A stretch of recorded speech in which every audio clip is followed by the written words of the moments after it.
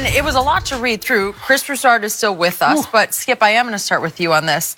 What was your takeaway? Because there was a lot here. Long story with 3 big flashpoints. Again, number 1, according to about 24 former and current staffers, Magic was a tyrant of a boss, and Magic did a very poor job in assembling last year's Lakers.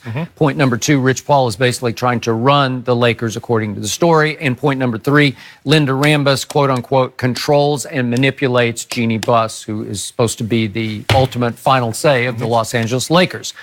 Now, back to Magic Johnson.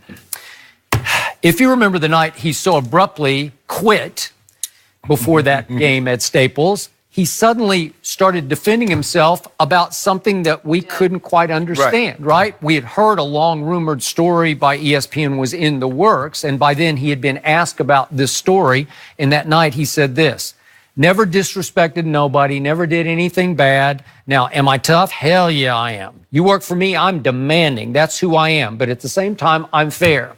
I'm going to defend Magic on this count.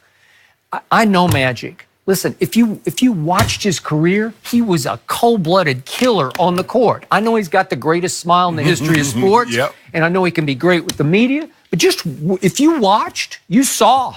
That guy that ran Showtime's Lakers with an iron fist, that's how he ran the Lakers in the front office. That's probably how he run his other businesses. Right. I've worked for guys like this. I've worked for women like this. It's tough, but the strong survive. A lot of times they're very good, too. A lot of times they're very good, and a lot of people were left by the wayside. You know, a lot had to quit, a lot just couldn't take it. Maybe that made the organization better. Then we're back to what happened with the Lakers last year. There's one of the assistant coaches quoting is saying, we all had the same reaction that the basketball world did. What the F are we doing? Not only are we not getting shooting, which they obviously needed last year, but we're also getting every basket case left on the market. I was laughing. Steve, I read that. I was okay, is that not true? That's what everybody thought. It was like, what in the world are they doing? Well, again, it was Magic's idea, I guess. Was Pelinka involved a little bit? I think LeBron had something to do with it. Okay, well, we went back and forth. It was at least run by him. Okay. And he was like, he signed off on this because the whole thrust was we want playmakers, right? Sure. Well, they got some playmakers. They're kind of basket case playmakers, but it was a bad idea, okay? So was Magic a great GM? He was not. And we've detailed all the bad moves that he made. Now back to Rich Paul. Is there anything shocking here that he tried to take over and that he made the culture bad, according to the story, that the coaches felt like he was trying to get the whole staff fired? I'm good with that. I think that was going on. And the players thought that he was trying to get a bunch of the young players run out of there in favor of bringing Anthony Davis in. Well, any revelation there? You got me. Right. I mean, we got the only assets that we got to trade to get Anthony Davis is y'all guys. Okay. We can't trade LeBron because we want someone to come join LeBron. So you're it. Okay, so this is not new either, but the shadow owner of the Lakers is the wife of Kurt Rambis, Linda Rambis, who was like a big sister to Jeannie, and she was growing up through the organization. And now, if she is in fact sort of quasi in charge, that should be horrifying to any potential free agent who wants to come to LA. What is going on upstairs? Where does the buck stop? Who has final say? Linda Rambis? Does that mean Kurt has it? Phil Jackson have it?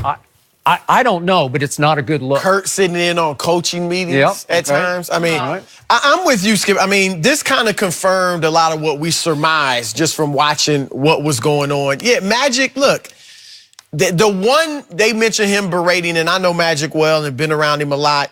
It's hard for me to see him mistreating people. Now, like you said, he was tough and demanding as a player. I'm sure he could be that way as a boss. The one example they gave was that he reprimanded a woman for she messed up a car service for a draft pick. Yep. Okay. And he said, if you make another mistake, you're gonna get fired. He said, I don't make mistakes. I don't. It's been a while since I've been yelled at by a boss, but I got yelled at. I remember vividly as an intern being yelled at. You know, and like you said, that's the workplace at times. Sometimes you just gotta, and obviously as an athlete, I mean, you know, so sometimes that you have demanding bosses. Pelinka, you left him out. that was the interesting thing. I mean, the damning thing about what they said about Pelinka was that he's viewed as a serial liar. And that is true. I have talked to, this narrative that nobody likes Pelinka in the league. I have talked to a few people in the league that do like him and deal with him. Okay. Are they liars too? But most people, I have to admit, have said, they don't trust him. And even people some people that like him do say it's almost pathological. Like lying about things you don't even need to, just like a small thing. Like, what's the advantage in lying about that? And he told a story, they said, where he said that Kobe had dinner with Heath Ledger. But the timeline for his dinner with Heath Ledger... The reason he wanted to is because Heath had immersed himself in the role for The Dark Knight. Right. Well, he had died 6 months before The Dark Knight even came out, so you just... So he said he had lunch with or dinner with a dead person. So that's caught, redhead, right. Odd stories. And then you mentioned... Why does Kobe need to play up having dinner with anybody? He Kobe. Like, why you... Right, Heath Ledger should be telling that story. God bless him, had he been alive. But... Rich Paul, and that's the quote about Rich Paul was from an agent, right? That's a competing agent. Now, I get it. If I'm another agent, if you're Rich Paul's standpoint, that's what you want to do as an agent. You want to get as much influence as you can. Other players looking at Rich are like, he got the juice.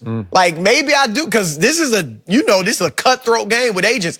Now, I can see how other agents, though, would hate that. It's like reporters.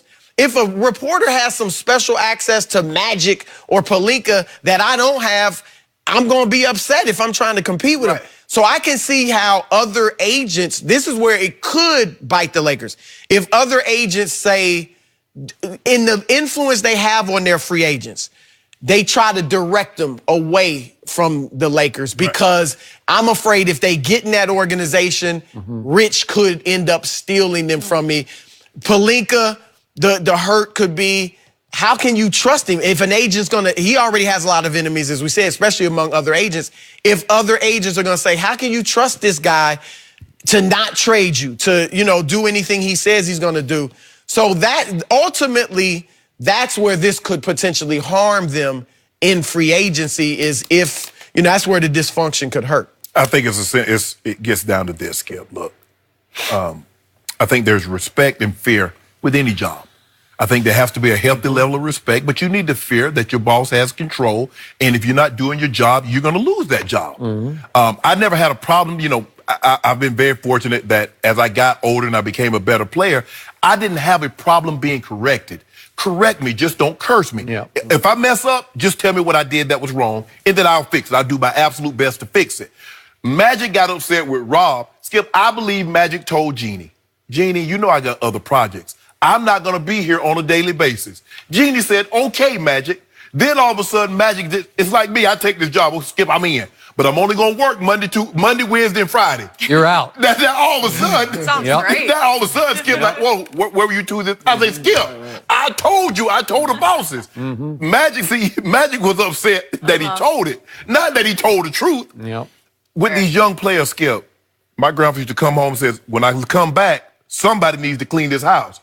What did he mean? He didn't mean him. That somebody was us. If somebody's going to get traded, who them young guys think going to get traded? LeBron ain't. The only guy that's untradeable is LeBron. The only someone that the people want are the young talent. The Kuzmas, the Ingrams, the Lonzos, the Josh Hart. Don't get upset with that, guys.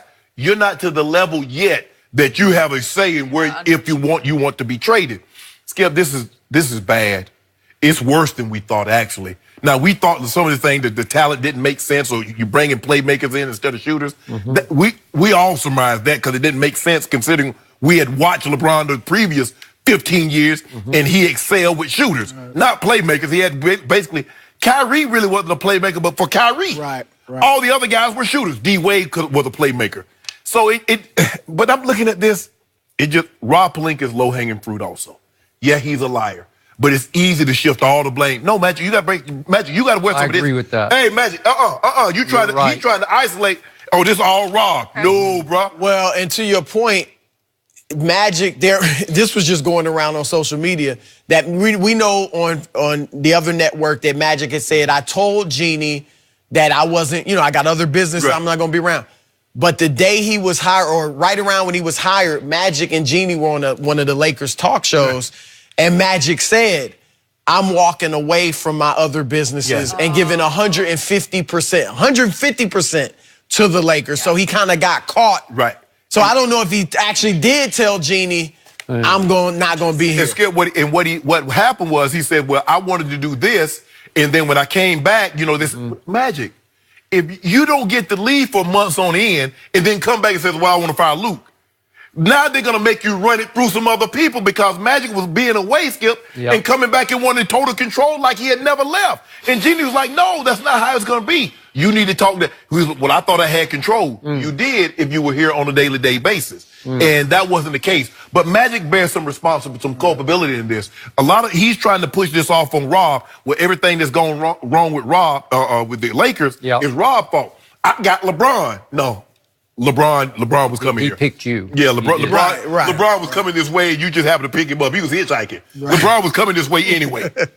So many layers to this. We could have gone through every certain part, but either way, they're going to have to start to turn the page and make some changes if they want to get anyone here. We want AD. Chris, thank you for joining us. Thank you for adding that in every single time we finish up a Lakers conversation. Is Klay Thompson the best two-way player in the final?